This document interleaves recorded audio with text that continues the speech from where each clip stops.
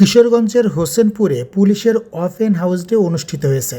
Senior staff reporter Sohel Rana জানান, রবিবার বিকেলে হোসেনপুর থানা হলরুমে বিভিন্ন শ্রেণী পেশার মানুষের উপস্থিতিতে অনুষ্ঠানটির আয়োজন করে জেলা পুলিশ। অনুষ্ঠানে প্রধান অতিথি হিসেবে উপস্থিত ছিলেন police super doctor S M. Farhad Hossain.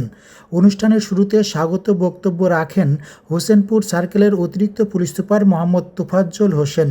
বিশেষ অতিথি হিসেবে উপস্থিত ছিলেন অতিরিক্ত police super crime Mohammad Mahmudul Islam Talukdar PPM. অতিথি হিসেবে আরও উপস্থিত ছিলেন হোসেনপুর উপজেলা নির্বাহী কর্মকর্তা কাজী নাহিদ ইভা। পুলিশ সুপার উপস্থিত জনসাধারণের সঙ্গে থানা এলাকার সার্বিক পরিস্থিতি নিয়ে মুক্ত আলোচনা করেন। মুক্ত আলোচনায় উপস্থিত ব্যক্তিগণ আসন্ন ত্রয়োদশ জাতীয় সংসদ নির্বাচন ও গণভোট 2026 ছাড়াও বিভিন্ন বিষয়ে জানতে চাইলে পুলিশ সুপার বলেন, জনগণই হলো পুলিশের শক্তির প্রধান উৎস। ভবিষ্যৎ বাংলাদেশ গঠনে গণতান্ত্রিক নির্বাচনী ধারাবাহিকতা রক্ষায় কিশোরগঞ্জ জেলা পুলিশ বদ্ধপরিকর এবং গণতান্ত্রিক ক্ষমতায় বিশ্বাসী জনগণকে সঙ্গে নিয়েই নির্বাচনের গতি বেগবান করতে সার্বিক সহযোগিতায় পুলিশ সর্বদা প্রস্তুত।